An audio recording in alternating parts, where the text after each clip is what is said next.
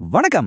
உங்க கையில cholesterol report இருக்கு. அதுல HDL, LDLன்னு நம்பர்ஸ பார்த்துட்டு ஒரே குழப்பமா இருக்கா? கவலையே படாதீங்க. அது ரொம்ப சிம்பிளா எப்படி புரிஞ்சுக்கலாம் தான் நாம இப்ப பார்க்க போறோம். வாங்க இத ஒரு சிம்பிள் உதாரணத்தோட புரிஞ்சுக்கலாம். நம்ம உடம்ப ஒரு பெரிய சிட்டின்னு நினைச்சுக்கோங்க. அப்போ நம்ம ரத்த குழாய்கள் எல்லாம் அந்த சிட்டியோட ரோடுகள் மாதிரி.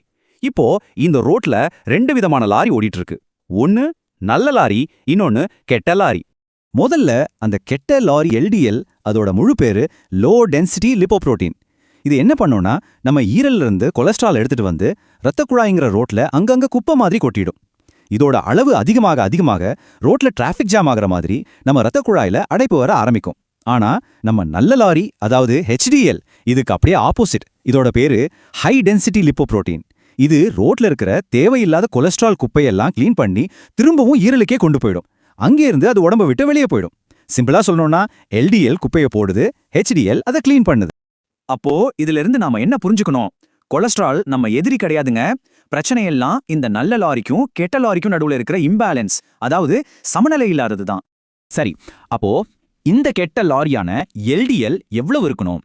டாக்டர்ஸ் என்ன சொல்றாங்கன்னா அது 100க்கு கீழே இருந்தா ரொம்ப நல்லது. அதே மாதிரி நம்ம ரோட கிளீன் பண்ற நல்ல லாரி, அதாவது HDL, இது ஆண்களுக்கு 40க்கு மேல இருக்கணும். இது எவ்வளவு அதிகமா இருக்கோ அந்த அளவுக்கு நம்ம இதயத்துக்கு பாதுகாப்பு.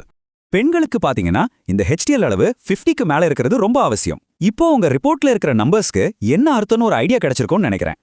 ஓகே, இப்போ நம்ம ரத்த குழாய்ங்கிற இந்த ரோட கிளீனா வச்சுக்கிறதுக்கு ரெண்டு முக்கியமான வழிகள் இருக்கு. அது என்னென்னு இப்ப பார்க்கலாம். முதல்ல அலோபதி மருத்துவ முறை. இதுல எடுத்த உடனே மருந்து கிடையாது. ஃபர்ஸ்ட் ஃபோக்கஸ் எப்போதுமே உணவு மற்றும் வாழ்க்கை முறை மாற்றத்துல தான். பொரிச்ச சாப்பாடு, பேக்கரி ஐட்டம்ஸ், ரெட் மீட் இதெல்லாம் கெட்ட கொலஸ்ட்ரால், அதாவது LDL ஏத்தும். சோ அதையெல்லாம் தவிர்க்கணும். அதுக்கு பதிலா ஓட்ஸ், காய்கறிகள், பழங்கள் மாதிரி நார்ச்சத்து உள்ள உணவுகளை அதிகம் எடுத்துக்கணும். இது உடம்புல இருக்கிற கெட்ட கொழுப்பு வெளியேற்ற உதவும். டெய்லி ஒரு 30லிருந்து 45 நிமிஷம் வாக்கிங் போறது ரொம்ப ரொம்ப முக்கியம். இதுலயும் கண்ட்ரோல் ஆகல, கொலஸ்ட்ரால் ரொம்ப அதிகமா இருந்தா மட்டும்தான் டாக்டர் ஸ்டேடின்ஸ் மாதிரி மருந்துகளை கொடுப்பாங்க. ஆனா டாக்டர் ஆலோசனை இல்லாம நாமள எந்த மருந்தையும் எடுக்கவே கூடாது. அடுத்து ஆயுர்வேதம் இது எப்படி பாக்குதுன்னு தெரிஞ்சுக்கலாம்.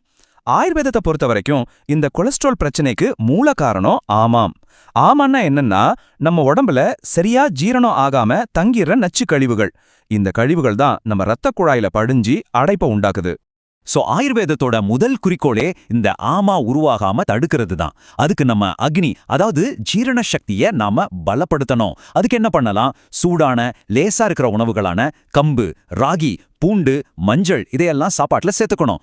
ராத்திரி நேரத்துல தயிர், கூல்ட்ரிங்க்ஸ் இதெல்லாம் தவிர்த்தாலே ஜீரணம் நல்லா நடக்கும். இதோட மன அழுத்தத்தை குறைக்கிறதுக்கு சூரிய நமஸ்காரம், அனுலோம் விலோம் மாதிரி யோகா, மூச்சு பயிற்சிகள் ரொம்பவே ஹெல்ப் பண்ணும். தேவைப்பட்டா ஆயுர்வேத டாக்டர் சில மூலிகைகளையும் உடம்புல இருக்கிற நச்சுகளை வெளியேற்றுற சிகிச்சைகளையும் கூட பரிந்துரைப்பாங்க.